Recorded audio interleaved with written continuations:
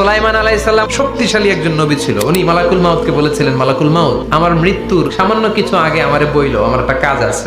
মালাকুল মাউত মৃত্যুর কিছু সময় আগে এসে বলল, সুলাইমান, টাইম ইজ আপ, সময় শেষ, অল্প কিছু সময় বাকি, কি করবেন করেন।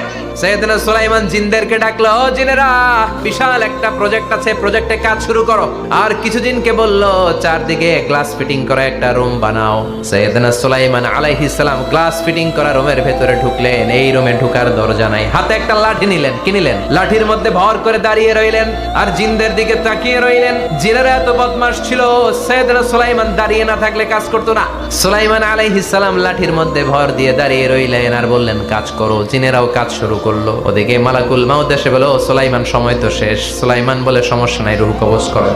মালাকুল মাউত ওইভাবে লাঠিতে ভর দেওয়া অবস্থায়, দাঁড়ানো অবস্থায় সাইয়েদনা সুলাইমান আলাইহিস সালামের রূহ কবজ করে নিলেন। উনি এমন ভাবে দাঁড়িয়েছেন, রূহ চলে গেল, লাশ হয়ে দাঁড়িয়ে রইলেন। লাঠির মধ্যে দাঁড়িয়ে আছেন, জমিনের মধ্যে লুটিয়ে পড়ে নাই। সুবহানাল্লাহ। জিনগুলো দূর থেকে ভাবলো বস তো দাঁড়ায় আছে।